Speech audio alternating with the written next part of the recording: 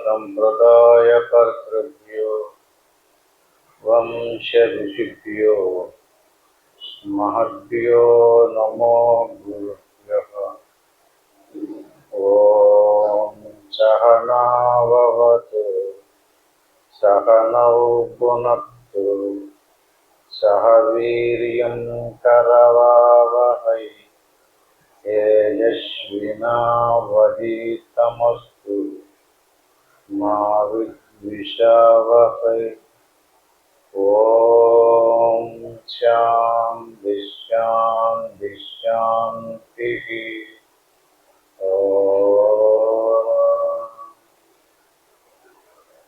सच्चिदानंद अनंतात्म स्वरूप బంధువులారా, పోయిన వారము నేను చూడమని అనేటువంటి గ్రంథంలో 338వ శ్లోకం వరకు చెప్తున్నాం. ప్రతి వారం మాదిరిగానే జరిగినటువంటి శ్లోకాలను కొద్దిగా గుర్తు చేసుకుని తదిమ శ్లోకాల మీద వివరణ చేసుకుందాం.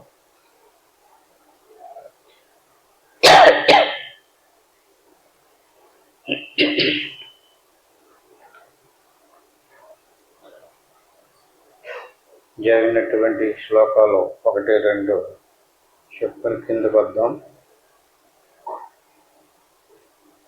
బాహ్య నిరుద్ధే మనసః ప్రసన్నత, బాహ్యే నిరుద్ధే మనసః ప్రసన్నత, మనః ప్రసాదే పరమాత్మ దర్శనం, తస్మిన్ సుదృష్టే భవబంధనాశో బహిర్నిరోధః పదవీ విముక్తి. బాహ్యే నిరుద్ధే మనసః ప్రసన్నత. మనకు శరీరం ఉంది, శరీరంలో ప్రాణం ఉంది, దాని లోపల మనస్సు ఉంది. మనసు ఏం చేస్తుంది? బాహ్య సంబంధమైనటువంటి విషయాలను గూర్చి తలంచుతూ సంకల్ప వికల్పాలు చేస్తూ తన కుటుంబము తన సంసారము ఉన్నటువంటి లేనటువంటి వస్తువును తలపోతుంది. అటువంటి అలా బాహ్యానికి తిరిగి తలపోచేటటువంటి మనసుకి ప్రసన్నత ఏర్పడదట. అంటే మనం సుఖం కావాలనుకుంటున్నాం, హాయిగా సుఖంగా కావాలనుకుంటున్నాం. హాయిగా సుఖంగా కావాలనుకున్నటువంటి వాడు మనసుని బయట విషయాలను గూర్చి ఆలోచించకూడదు అంటాడు. బాహ్యే నిరుద్ధే మనసః ప్రసన్నత. బాహ్య విషయాలను వదిలేసి నిరోధిస్తే అప్పుడు మనసుకు ప్రసన్నత ఏర్పడుతుంది. అలాకుండా మనం ఏం చేస్తున్నాం? దానికి విరుద్ధంగా మనసుని బయట విషయాలను గూర్చి తలపోతున్నాం. అలా ఎంతవరకు బాహ్య సంబంధమైనటువంటి విషయాలను గూర్చి తలపోస్తూ ఉంటామో అంతవరకు మనసుకు ప్రసన్నత ఏర్పడదు. మనః ప్రసాదే పరమాత్మ దర్శనం. మనసు ప్రసన్నత ఏర్పడలేదు, అప్పుడు ఆత్మ సాక్షాత్కారం కానీ ఆత్మకు సంబంధించినటువంటి జ్ఞానం కానీ కలగదు. మనసు ప్రశాంతించింది అంటే మనసు నిరోధించబడినట్లయితే, మనసు శాంతించినట్లయితే మనః ప్రసాదే పరమాత్మ దర్శనం. మనసు ప్రశాంతించినప్పుడే పరమాత్మను గూర్చినటువంటి అనుభవం మనకు ఏర్పడుతుంది. అంటే మనం మనసుని విచ్చలవిడిగా బాహ్య సంబంధమైనటువంటి విషయాలను గూర్చి తలపోతూ ఉన్నంత వరకు ఆత్మను గూర్చిన జ్ఞానం కలగదు, పరమాత్మ దర్శనము కాదు. తస్మిన్ సుదృష్టే భవబంధనాశో. ఎంతవరకు పరమాత్మ దర్శనము కాలేదో, ఎంతవరకు మనకి ఆ పరమాత్మ స్వరూపాన్ని చూచేటటువంటి సుదృష్టే అంటే దృష్టి అంటే కీలు లేక మన సాధనలో అంతర్ముఖ బుద్ధితో లోపల చూస్తున్నాం కదా, ఆ చూసేటటువంటి చూపు ఏర్పడకపోతే భవబంధనాశో, బంధం నశించదు. భవం అంటే పూర్వజన్మలో చేసినటువంటి ప్రారబ్ధ కర్మ మనల్ని బంధించింది. ఆ ప్రారబ్ధ కర్మ అనుభవించడానికి మనం వచ్చాం, లేదా మనల్ని పంపించారు. ఆ ప్రారబ్ధ కర్మను తప్పించుకోవటం ఎవ్వరికి సాధ్యం కాదు, ఎందుకంటే అది మనల్ని బంధించింది కనుక. అటువంటి బంధం తెగాలి అంటే మనకి ఆ లోపలకే పరమాత్మ స్వరూపాన్ని చూచేటటువంటి సుదృష్టే, తస్మిన్ సుదృష్టే, అలా చూసేటటువంటి చూపు సంపాదించుకున్నటువంటి వాడికి మాత్రమే బంధం నశించదట. బహిర్నిరోధ పదవి విముక్తి.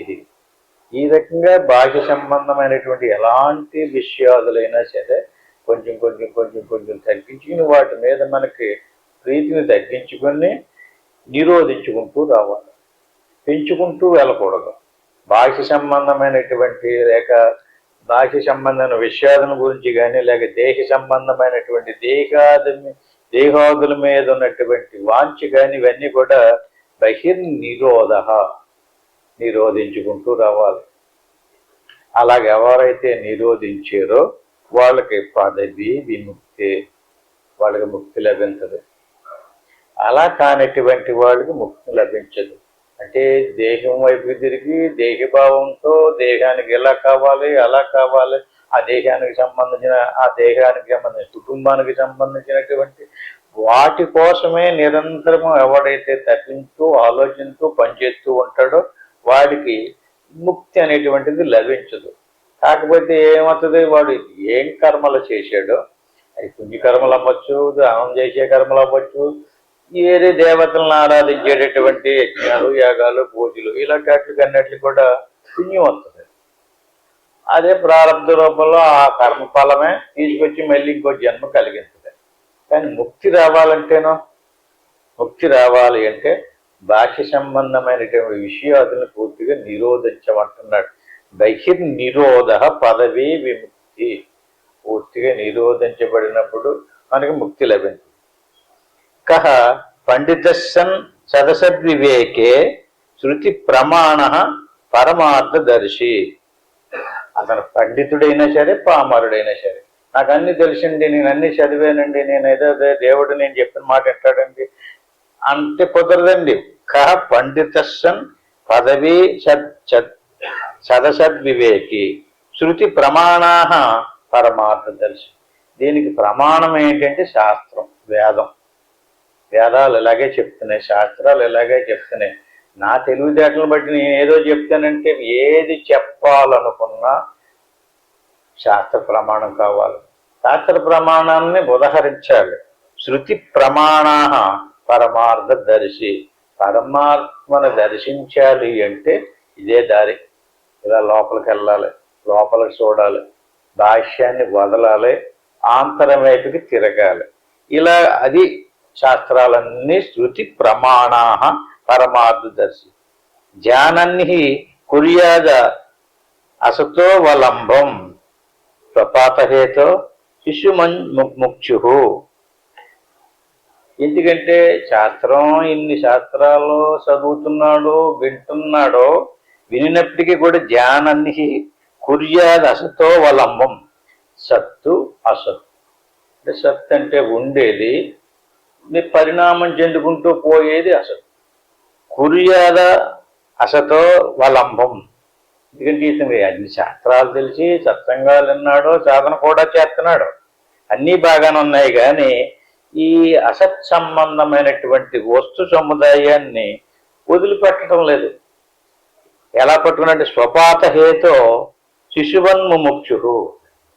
చింత పిల్లవాడు ఎలాగైతే ఏ వస్తువు చూసినా సరే ఎలా పట్టుకుంటాడో స్వపాత హేతో శిశువన్ముముక్షు. వాడికి ముముక్షం రాదు. ఎందుకంటే బాహ్య సంబంధమైనటువంటి వస్తువులను కూర్చుని ఆలోచనతోటే ఉన్నాడు, దాన్నే పట్టుకున్నాడు.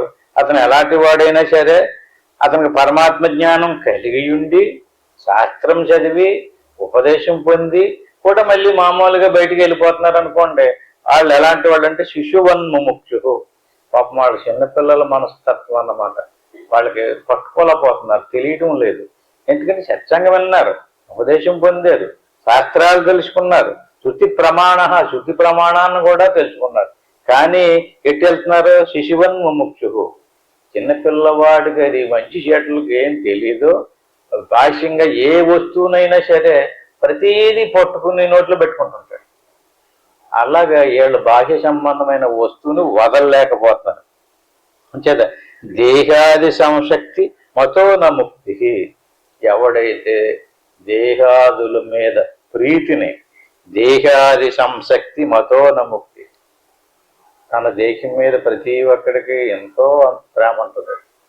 అందరు అంటే భార్య మీద ఉండొచ్చు, భర్త మీద ఉండొచ్చు, ఇంకా ఏదో డబ్బు మీద, ఏట్ల మీద ఉన్నా తన శరీరం మీద ఉన్నంత ప్రేమకి దేని మీద ఉండదు. దేహాది సంశక్తి మతో నముక్తి. ఈ రకంగా దేహాభిమానంతో ఎవడైతే ఉన్నాడో అటువంటి వాడు ఆ దేహాన్ని గురించి, తనని గురించి ఏదైనా చిన్న మాట అన్నా కోపం పడిపోతుంటారు కదండి. ఇతనికి కోపం ఎక్కువ అంటే ఎవరికి కోపం ఎక్కువ ఉంటుంది? ఎవరికి దేహాభిమానం ఎక్కువ ఉంటుందో వాళ్ళకి కోపం ఎక్కువ ఉంటుంది. వాళ్ళని ఏమి అంటం కుదరదు, ఎందుకంటే గొడవలు వచ్చేస్తుంటాయి. కారణం వైరాగ్యం లేదు, విరక్తి లేదు. దేని మీద? శరీరం మీద. శరీరం మీద వైరాగ్యం రావాలంటే శరీరం కంటే తను వేరైనటువంటి జ్ఞానం అతనికి రావాలి. విన్నాడు కదా, అక్కడ చదివాడు కదా, అయినా సరే అది అనుభవపూర్వకంగా రాలేదు. అందువల్ల శరీరం మీద అతనికి ప్రేమ నశించలేదు. అందువల్ల శరీరాన్ని ఎవరేదన్నా సరే పాపం పడిపోతుంటాడు. ఈ రకంగా ముక్తస్య దేహాజభిమత్స్య భావ.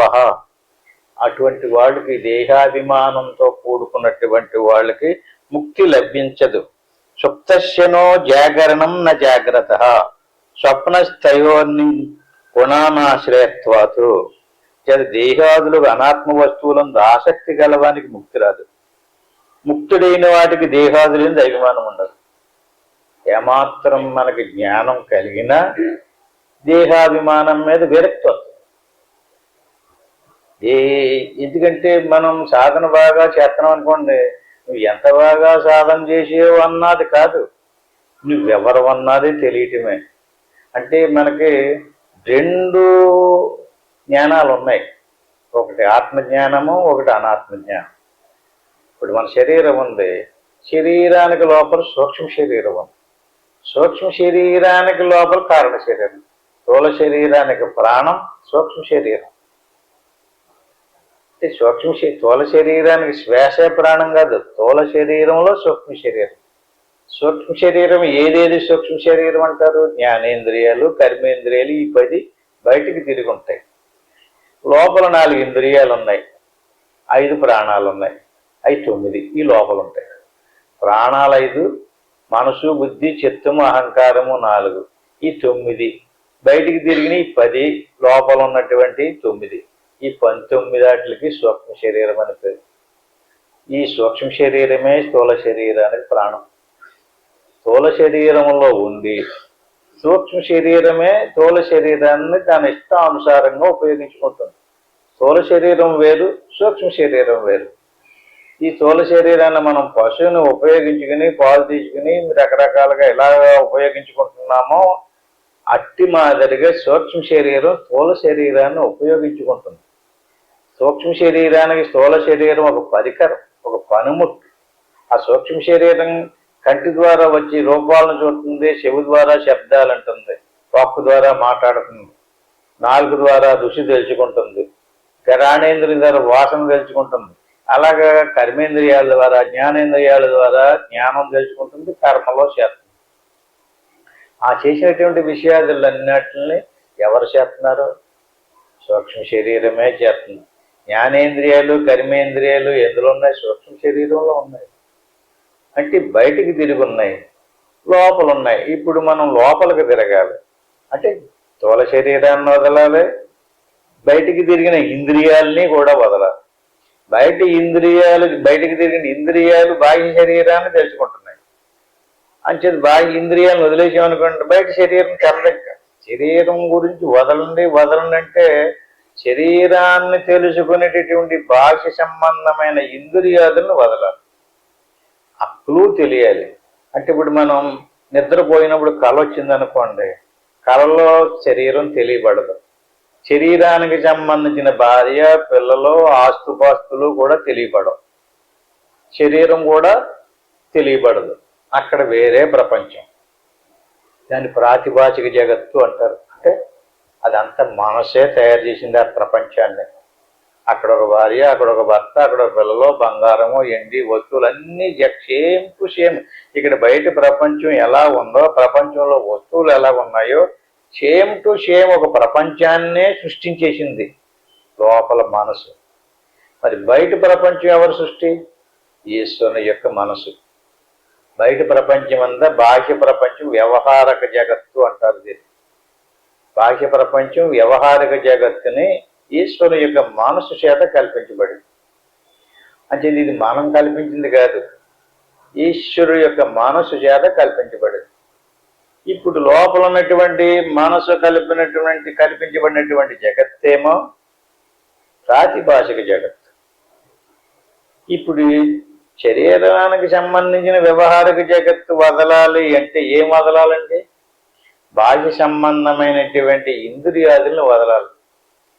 బాహ్య సంబంధమైన ఇంద్రియాలు ఏయో ఒకసారి చూడండి, వాటిని మనం నిరోధించాలి.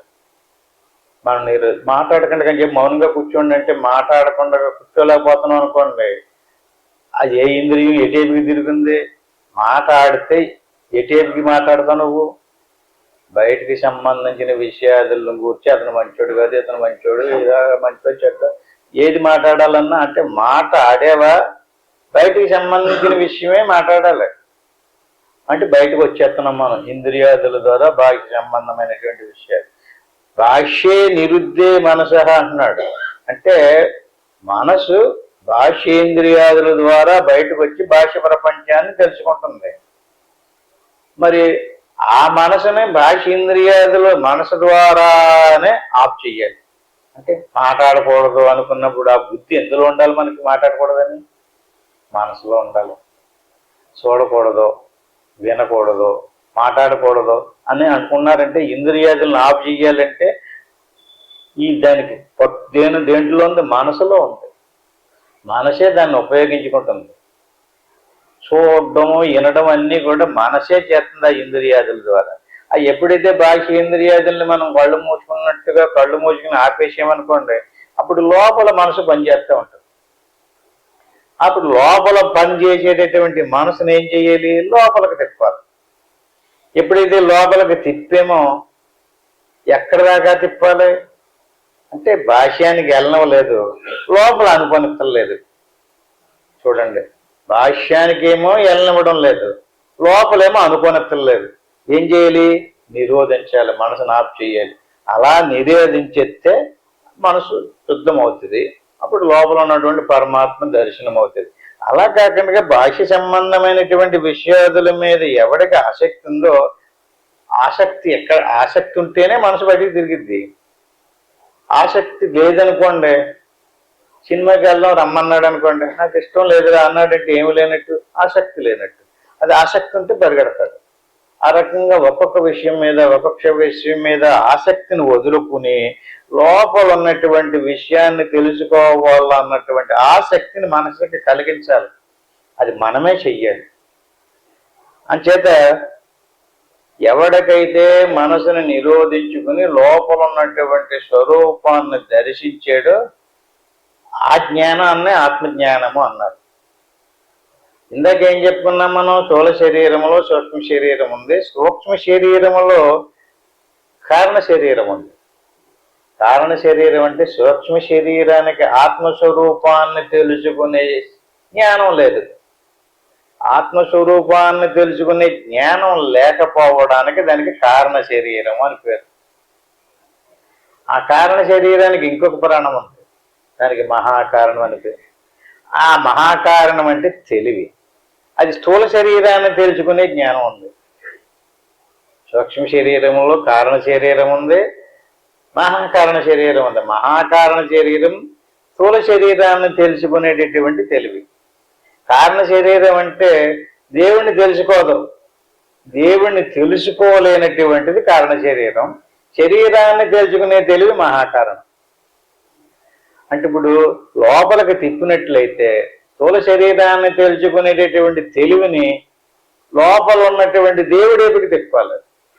మహాకారణానికి లోపల ఉన్నటువంటి ఆత్మస్వరూపాన్ని తెలుసుకోగలుగుతాం, స్థూల శరీరాన్ని కూడా తెలుసుకోగలుగుతాం. అంటే ఆ మహాకారణంలో కారణ శరీరం ఉంది, దాన్ని పోగొట్టాలి.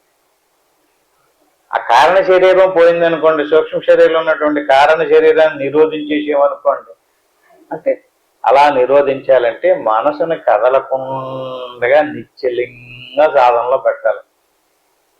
అలా చేయగా చేయగా చేయగా చేయగా శ్వాస మనసు లయం అయిపోవాలి. శ్వాస మనసు ఎంతవరకు మనం సాధన చేయాలి? అక్కడ శ్వాస ఆడకూడదు, మనసు ఏమీ అనుకోకూడదు. మనసు ఉంటే ఏదోటి అనుకుంటూ ఉంటుంది. అంటే మనసు అనుకోకూడదు, ఏది కదలకూడదు, ఏ శబ్దము ఉండకూడదు, ఏ క్రియ ఉండకూడదు, ఏ తలుపు ఉండకూడదు, ఏ రూపం ఉండకూడదు. ఏమీ పని చేయకుండా నిశ్చలంగా నిరోధించబడాలి. ఈ వస్తువులన్నీ కూడా జ్ఞానేంద్రియ, కర్మేంద్రియ, అంతరేంద్రియ, పంచప్రాణాలతో సహా సూక్ష్మ శరీరం నిలిచిపోవాలి కదలకుండగా. ఎంతసేపు? గంటల తరబడి అక్కర్లేదు, ఒక లిప్త కాలం ఆగినా చాలంటుంది శాస్త్రం. లిప్త అంటే కనురెప్ప మూసి తెరిచినంతసేపు. అది చిటికెత్తే ఎంత టైం పడుతుంది? ఆ చిటికేసినంతసేపు సూక్ష్మ శరీరం కదలకుండగా నిశ్చలంగా నిలబడాలి. అంటే శ్వాస ఆడదు, మనసు ఏమీ అనుకోదు. అంటే మనసు లేదు, శ్వాస లేదు, శరీరం గుర్తింపులోకి రాదు. నిశ్చలమైనటువంటి నిర్వికారపు స్థితి అది అతనికి అనుభవంలోకి వచ్చింది. ఆ నిశ్చలమైనటువంటి నిర్వికారమైనటువంటి స్థితి అదే ఆత్మ, అది పరమానంద స్వరూపం. దానికి రూపం లేదు, గుణము లేదు, దానికి పుట్టుక లేదు, సావు లేదు. దాని నుంచే ఈ వ్యవస్థలన్నీ ఏర్పడి ప్రపంచం అంతటికీ అదే అధిష్టానం. మన లోపల ఉన్నటువంటి ఈ అధిష్టాన స్వరూపము, ప్రత్యేగాత్మ స్వరూపము, అలాంటి ప్రత్యేగాత్మ స్వరూపము విశ్వంలో అంతటా, విశ్వానికి అంతటికీ కూడా అధిష్టానం. విశ్వానికి అంతటికీ అధిష్టానంగా ఉన్నటువంటి ఆత్మని పరమాత్మ అంటారు. అంటే విశ్వం లోపలికి వెళ్ళి ఒక్కొక్కటి నిరోధించి లోపల ఉన్నటువంటి స్వరూపాన్ని చూసామనుకోండి, అది పరమాత్మ దర్శనం. ఇక్కడ మన ఈ శరీరంతో, ఈ ప్రాణాలతోటి, ఇంద్రియాలతోటి బయట విషయాదుల్లోకి ఎలాగెళ్తాం? అంటే పరమాత్మకు ఉపాధి ప్రపంచం, పరమాత్మ అధిష్టానం. ప్రపంచం అంతా కూడా పరమాత్మకు ఉపాధి. అటువంటి ప్రపంచంతో మన శరీర ప్రాణమానసాదులు తయారైనవి. మన శరీర ప్రాణమానసాదులకి కూడా ఆ పరమాత్మే అధిష్టానం. కానీ మన శరీరాదులకు అధిష్టానంగా ఉండడం వల్ల ప్రత్యేగాత్మ అన్నారు. విశ్వానికి అంతటికి అధిష్టానంగా ఉండడం వల్ల పరమాత్మ అన్నారు. ఈ పరమాత్మ ఎవరు, ఈ ప్రత్యేగాత్మ ఎవరు అంటే వేదం చెప్పేది బ్రహ్మము. అంటే బ్రహ్మములోనే ప్రకృతి తయారైంది. త్రిగుణాలతో కూడుకున్నటువంటి సత్వగుణ, రజోగుణ, తమో గుణాలతో కూడుకున్నటువంటి ప్రకృతి ప్రవేశించి నామరూపాదులతో దృశ్యరూపంగా తయారయ్యింది. దృశ్యరూపంగా తయారైనటువంటి వస్తువు దుఃఖరూపంలో ఉన్నటువంటి ఆ పరమాత్మ తెలుసుకోకుండా చేస్తుంది. అంటే కప్పింది, మరుగుపరిచింది అన్నమాట అండి. ఈ రకంగా మరుగుపరచడం వల్ల లోపల ఉన్నటువంటి వస్తువు తెలియబడతలేదు. అందుకే నీకు ఒక్కసారన్నా నువ్వేదో రకంగా విషయాన్ని తెలుసుకుని ఇవన్నిటినీ వదిలించుకుని నీ లోపల ఉన్నటువంటి ఆ ప్రత్యేగాత్మ పరమాత్మల ఏకాత్మమైనటువంటి బ్రహ్మమును నువ్వు దర్శించాలి. అంతర్బహి స్థిర జంగమేషు అంటే బయట ప్రపంచంలో మనుషులు, పశువులు, చెట్లు, పొట్లు అంటే ఈ ఎన్ని రకాలుగా ఉన్నాయి? స్థిరము, జంగమం అని రెండు పేర్లు పెట్టాడు ఇక్కడ. జంగమములు అంటే కదిలేటటువంటి జీవులు, చెట్లు మొదలైనటువంటి కదలని జీవులు.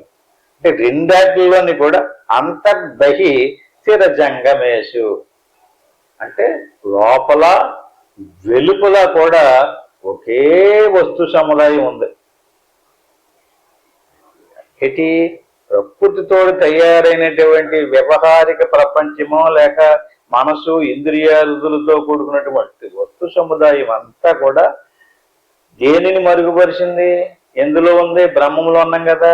అంటే బాహ్య జగత్తును కానీ మన వ్యష్టి కానీ సమిష్టి కానీ స్థిర జంగమేషు ఈ కదలనటువంటి వస్తువులు కానీ కదిలేటటువంటి వస్తువులు కానీ నామరూపాదులతో నిరంతరము పరిణామం చెందుతూ షడ్భావ వికారాదులతో షట్కోశాలతో ఏ వస్తువు అయితే ఉందో ఆ వస్తువు లోపల వెలుపల.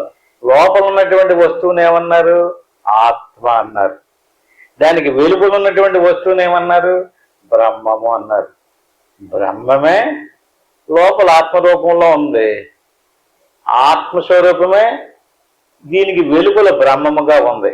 దీన్ని అంతర్బహి, లోపల వెలుపల అదే స్వరూపం ఉంది. స్థిర జంగమేషు, కదిలేటటువంటి వస్తువుల్లోనూ కదలనటువంటి వస్తువులోను జ్ఞానాత్మనాధార తయా విలోక్య.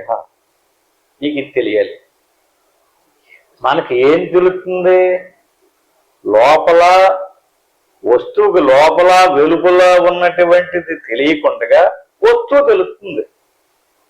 వస్తువేది? మన శరీరం. అది స్త్రీయా పురుషుడా, బలంగా ఉందా బలహీనంగా ఉందా, నలుపా తెలుపా, ఈ రకమైనటువంటి ఆకారాలతో కూడుకున్నటువంటి వస్తువును తెలుసుకుంటున్నాము. ఆ వస్తువుకి వెలుపలేదుందో, వస్తువుకు లోపలేదుందో ఆ జ్ఞానం మనకు లేదు. ఇప్పుడు ఆ జ్ఞానం సంపాదించుకోమంటున్నాడు.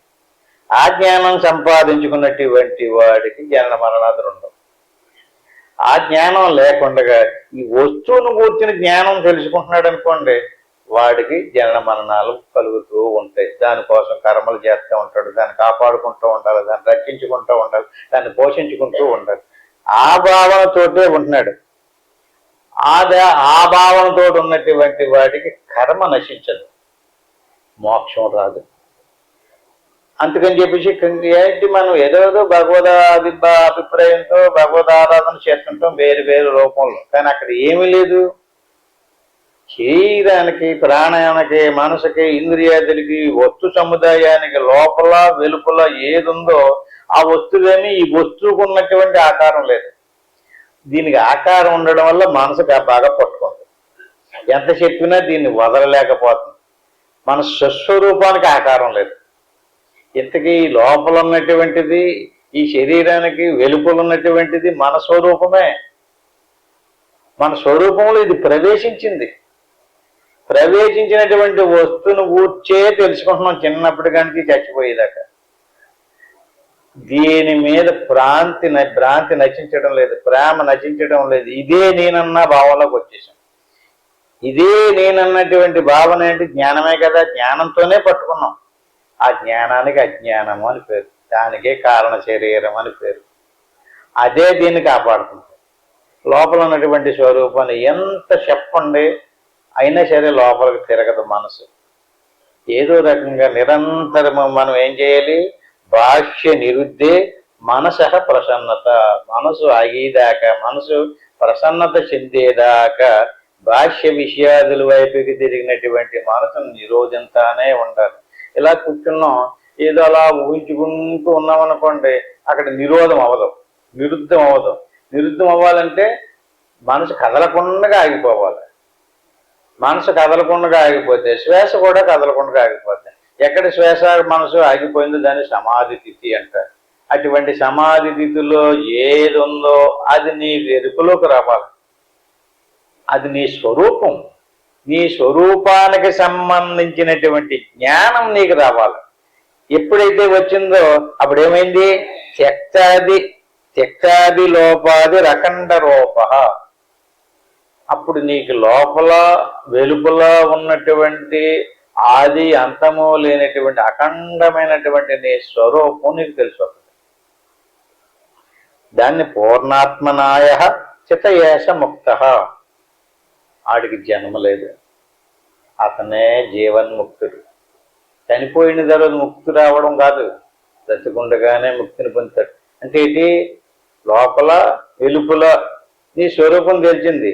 ఈ స్వరూపంలో ఈ చిన్న వస్తువు, ఇది ఒక అణువు లాంటిది, ఇది ఒక పరమాణువు. ఇది తిరుగుతూ నిరంతరము మార్పు చెందుతూ రోగాలతోనూ బాధలతోనూ భయాలతోనూ పుట్టుక సావులతోనూ ఏర్పడుతుంది. ఇది ఒక నలక లాంటిది, ఇది ఒక వస్తువు. ఇది కాదు నీ స్వరూపం. నీ స్వరూపంలో ఇది ఏర్పడింది. అంటే నువ్వు త్యక్త్యాది లోపాది రకండ రూప. దీన్ని నువ్వు దేన్ని త్యజించాలి? త్యక్తం అంటే వదిలిపెట్టడం. నీ స్వరూపంలో ప్రవేశించినటువంటి దాన్ని నువ్వే వదిలించుకోవాలి. నేను స్త్రీనండి, నేను శూద్రుండండి, నా వల్ల అవదండి, నాకు చేతనవతలు లేదండి అంటే జ్ఞానం సంపాదించు. నీ స్వరూపాన్ని ముందు కొంచెం విను, శాస్త్రం చదువు. శాస్త్రం చెప్తుంది, గురువు చెప్తున్నాడు, దానికి మార్గం కూడా చూపించున్నారు కదా.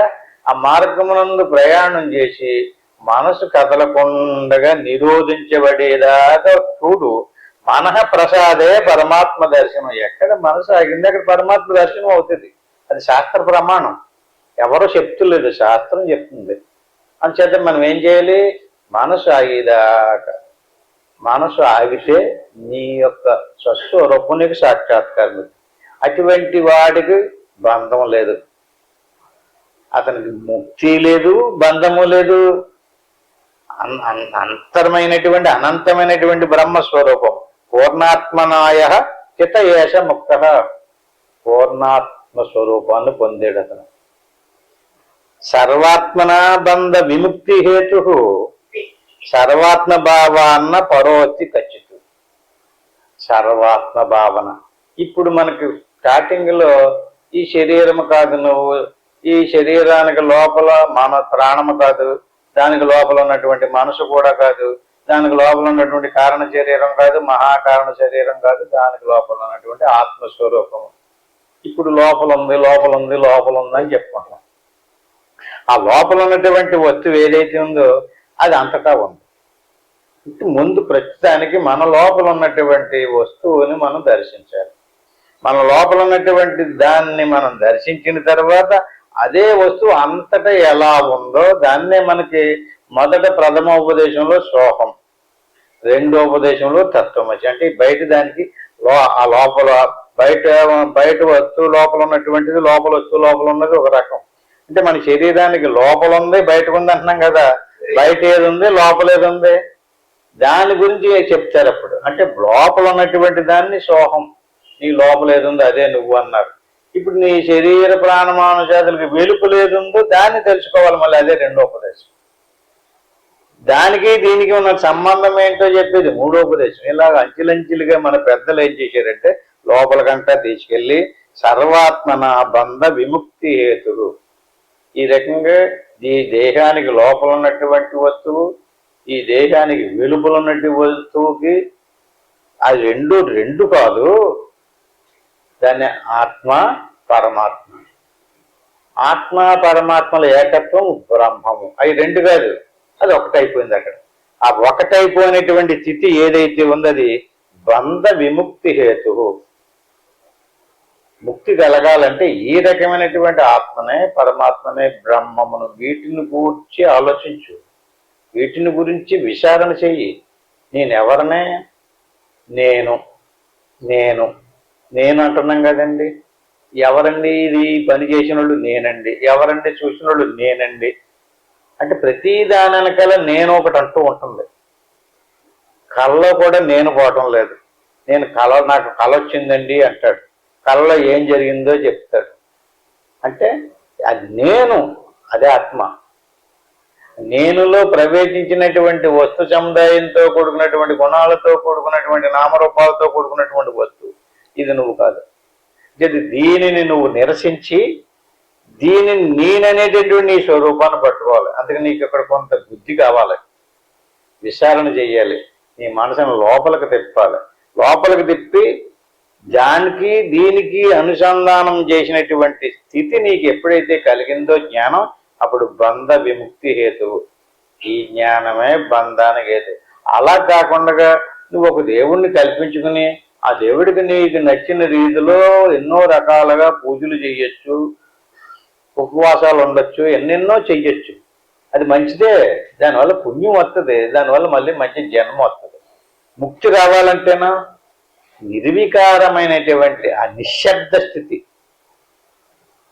శ్వాస మనసు ఆగిపోయింది అనుకోండి, అక్కడ సంకల్పం లేదు. సంకల్పం లేకపోతే ఏముండదు? దృశ్యం ఉండదు. దృశ్యం అంటే ఏంటండి? ఇప్పుడు బయటకు వచ్చి చూసాం మనం, ఇంద్రియాదుల ద్వారా ఏదో వస్తువులు చూసాం, ఆ వస్తువులన్నీ దృశ్యాలు. లోపలికి వెళ్ళినప్పుడు మనసు ఆగిపోయింది అనుకోండి, బయట చూసినటువంటి విషయాలనే లోపల తలపోతుంది, అంటే దృశ్యాలు వస్తున్నాయి.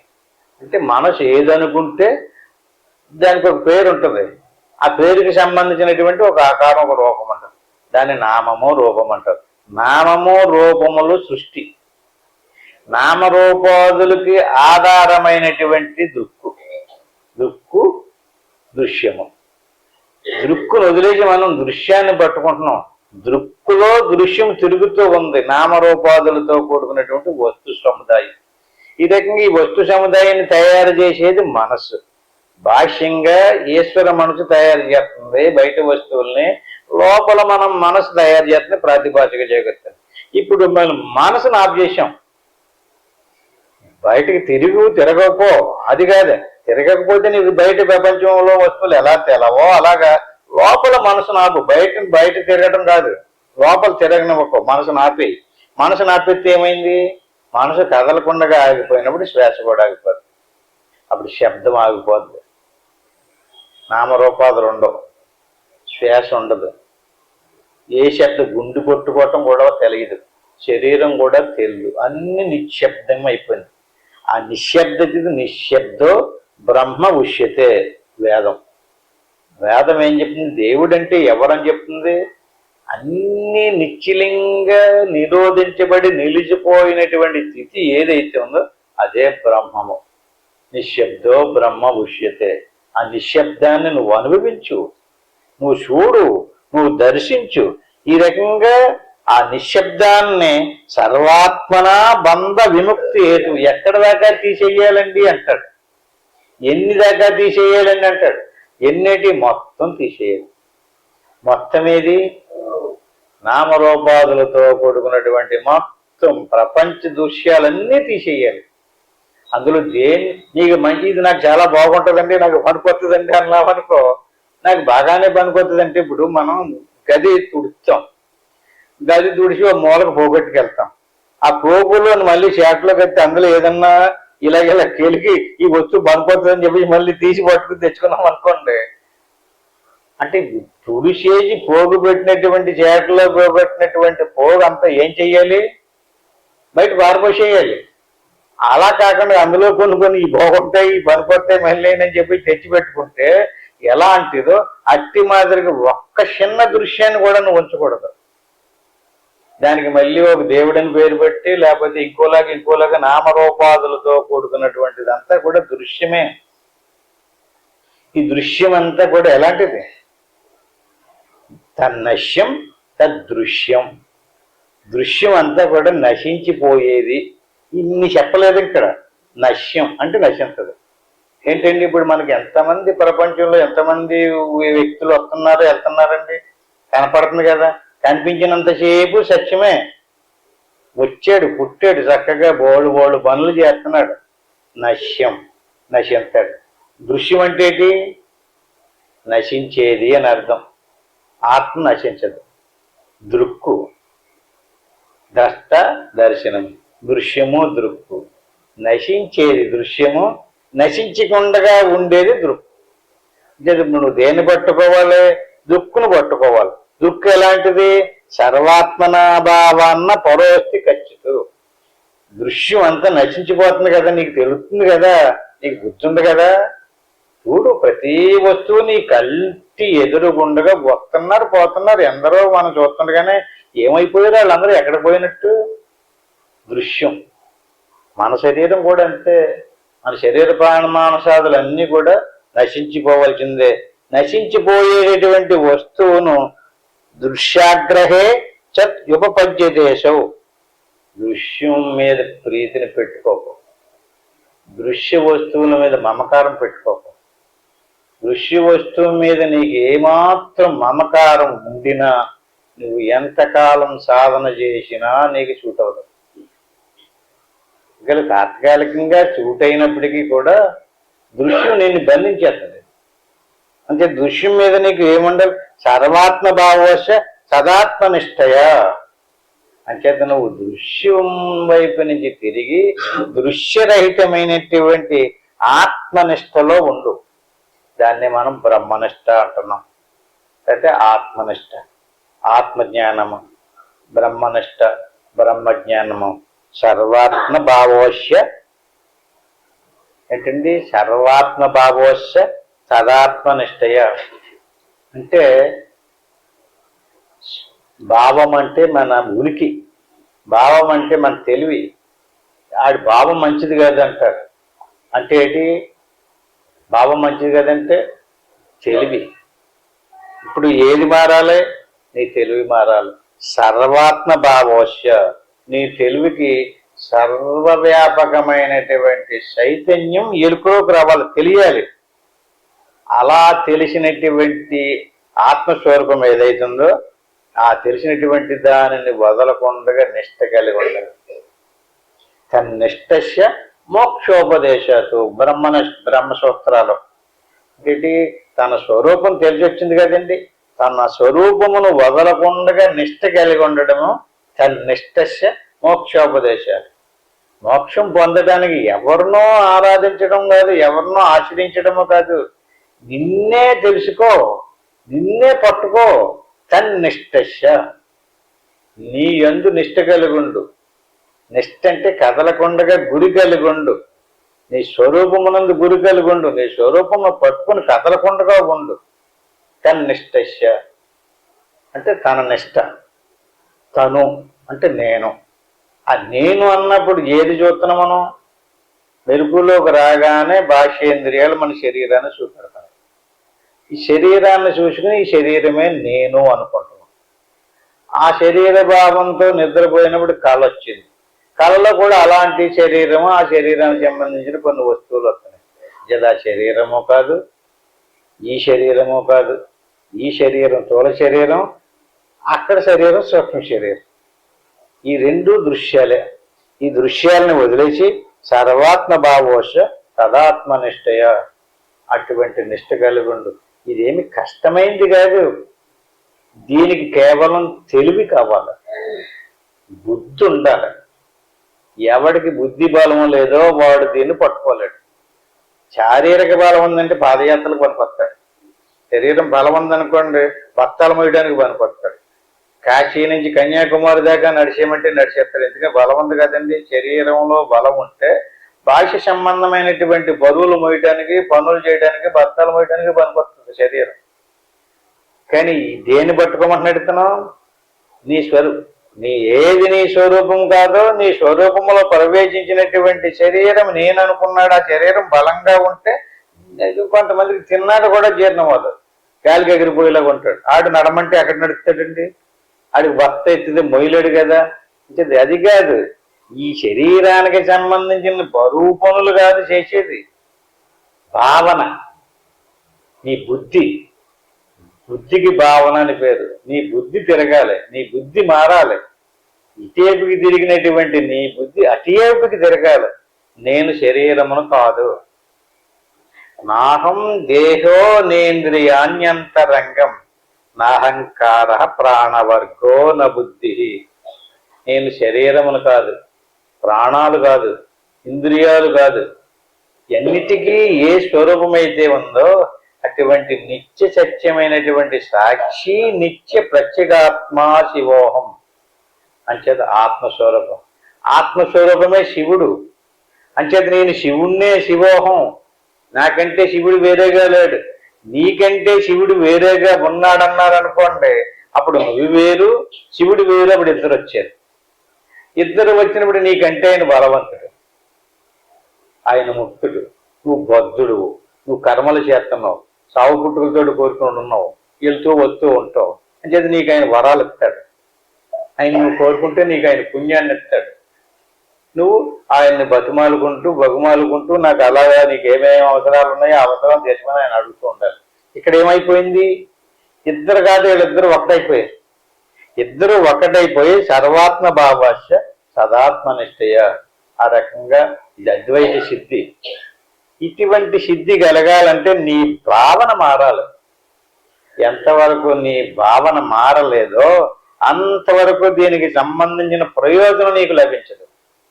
నీ ప్రయోజనం లభించాలంటే నీ శరీరం ఏమీ మారిపోదు, నీకేమి కొమ్ములు వచ్చేయు.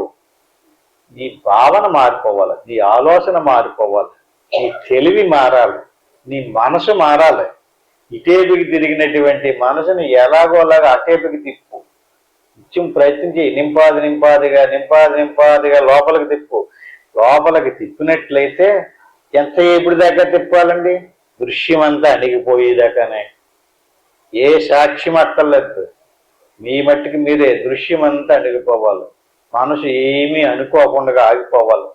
అక్కడ ఏ శబ్దాలు ఉండకూడదు, ఏ నామరూపాదులు ఉండకూడదు. నువ్వు మాత్రమే ఉంటావు. నువ్వు సాక్షాత్తు ఎవడవో కాదు, నువ్వు సాక్షాత్తు శివుడివే. నువ్వు ఆత్మస్వరూపానివి.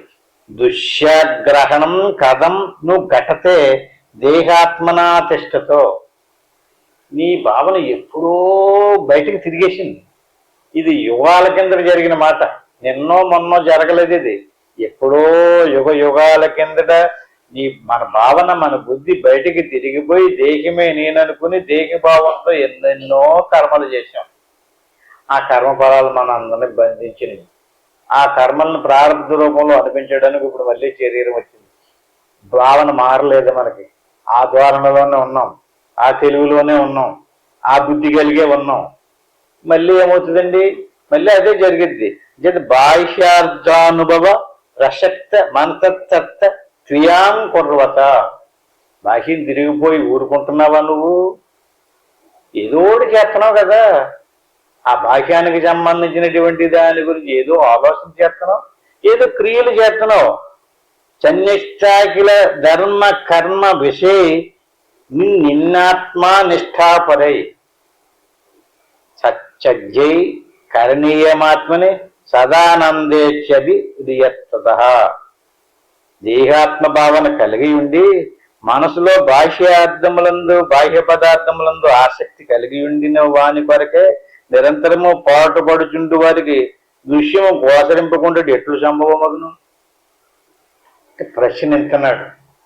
బాహ్య విషయాలు తిరిగి దేహాత్మభావంతో నేను మనిషిని, నాకు మనిషి శరీరం ఉంది, నేను పుట్టాను, నాకు ఏవో ఒక బాధలు ఉన్నాయి, నాకు డబ్బు లేదు, శరీరం ఆరోగ్యంగా లేదు, అది లేదు ఈ లేదని చెప్పి దేహాత్మ బుద్ధి కలిగి ఉండి మనసులో బాహ్య పదార్థంలో ఆసక్తి కలిగి ఉన్నటువంటి వానికి, అంటే నిరంతరము బాహ్యం వైపు తిరిగి బాహ్య పదార్థంలో ఆసక్తి ఉంది, మనసులో ఆ బాహ్య పదార్థం గురించి ఆలోచిస్తూ నిరంతరము దానికోసం పాటుపడేటటువంటి వారికి దృశ్యము నశించకుండా ఉండడం అనేది ఎట్లు సంభవమగును?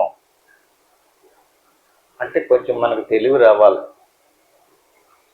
ఎలుగొస్తే చీకటి ఎట్లా పోతుందో అట్టి మాదిరిగా మనకు తెలివి కలిగితే దృశ్యం నశించింది.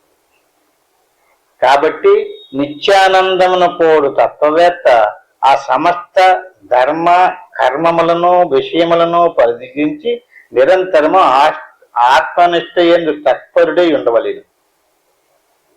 నీకు ఎప్పుడు అవకాశం దొరికితే అప్పుడు, ఎప్పుడు ఈలు చిక్కితే అప్పుడల్లా ఎక్కడ ఉండాలి? నీ మనసును లోపలకు తెచ్చుకుని ఆత్మ ధ్యానంలో ఉండాలి.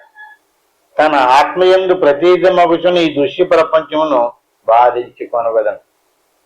అంటే ఈ దృశ్య ప్రపంచం అంతటికీ అధిష్టానం ఏది? ఏదైనా ఒక వస్తువు పెట్టాలంటే అక్కడ ఏది ఉండాలండి? దానికి ఆధారం ఒకటి కావాలి కదా. అటువంటిది ఈ దృశ్య ప్రపంచానికి అంతటికి ఆధారం నీ ఆత్మ. నీ ఆత్మని ఆధారంగా చేసుకుని ప్రపంచం తయారయ్యింది. ఈ ఆత్మ ఈ ప్రపంచానికి నీ దేహాదులకు అధిష్టానం. ఆధారము అధిష్టానము కూడా ఆత్మే. అటువంటి ఆధారాధిష్టానములతో కూడుకున్నటువంటి ఆత్మను విస్మరించి ఆత్మస్వరూపమునందు ప్రవేశించినటువంటి దృశ్య సముదాయం మీద ప్రీతి కలిగి దానికోసమే నిరంతరము ఆలోచిస్తూ నాకు ముక్తి కావాలంటే ఎట్లు వస్తుంది అని అడుగుతున్నాడు. ముక్తి కావాలంటే ఏం చేయాలండి? దానికి సంబంధించి ఇప్పుడు నీకు ఆకలి వేస్తుందండి, నాకు ఆకలి తీరాలన్నాడు అనుకోండి. ఆకలి తీరాలనుకున్నటువంటి వాడు చక్కగా ఆహార పదార్థాలను తయారు చేసుకుని భుజిస్తే ఆకలి తీరుతుంది. ఆకలి తీరాలని ఉంది, భుజించడానికి ఇష్టపడతలేదు, ఆకలి ఎలా తీరుతుందండి? అట్టి మాదిరిగా ఏం చేయాలి? దృశ్య ప్రపంచమును తొలగించుకోవాలి. ఎందులో ఉంది ఈ దృశ్య ప్రపంచం?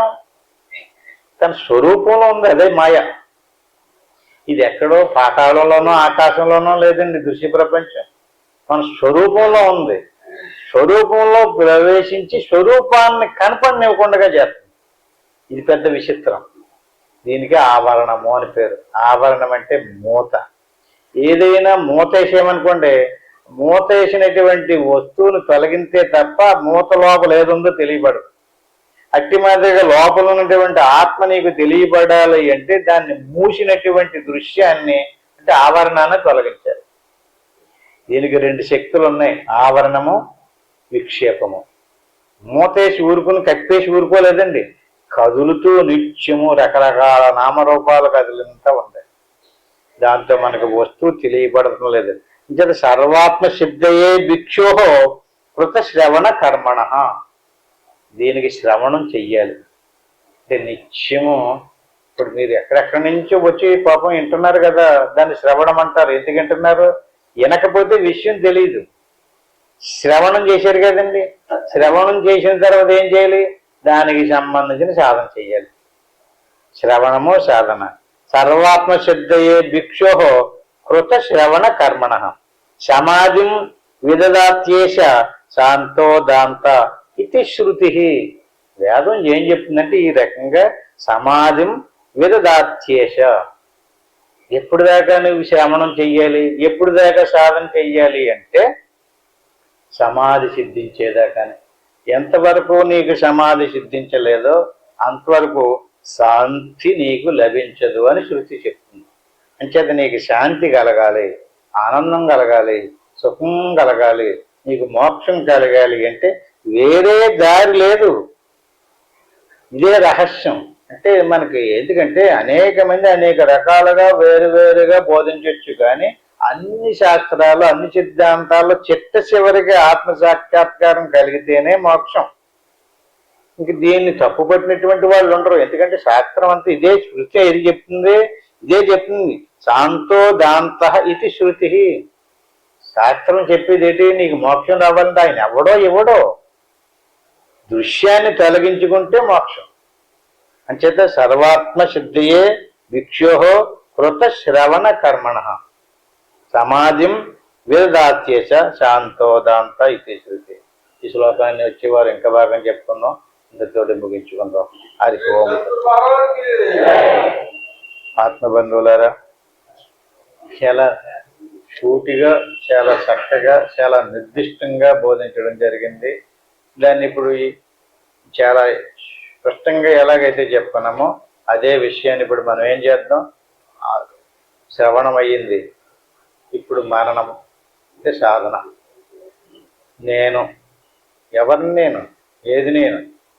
ఈ శరీరం వచ్చింది, దీనికి ఆకారం ఉంది, ఇది పుట్టింది కదండి, దృశ్యం. ఇది శరీరం దృశ్యము, పుట్టింది, పరిణామం చెందుకుంటూ రేపమాపం మరణిస్తుంది. అంటే ఇది నేను కాదు. దీనికి లోపల మనస్సు ఉంది. ఈ శరీరమే నేను అన్నటువంటి భావన కలిగించి శరీరం గురించి ఆలోచన చేస్తూ ఉండదు. అంటే మనసు నేను కాదు. లోపల ప్రాణం ఉంది, ప్రాణము నేను కాదు. ఈ శరీరము, ప్రాణము, మనసు ఇదంతా కూడా ప్రకృతి సముదాయం. దీన్ని మనం నిరోధించాలి, అంటే దాటాలి. అలా కళ్ళు మూసుకుని సాధనలో సోహం భావంలో ఉండినప్పుడు శరీరాన్ని, శ్వాసని, మనసుని కూడా దాటిపోవాలి. అప్పుడు అక్కడ శ్వాస లేదు, మనసు లేదు, ఏ ఆలోచన లేదు.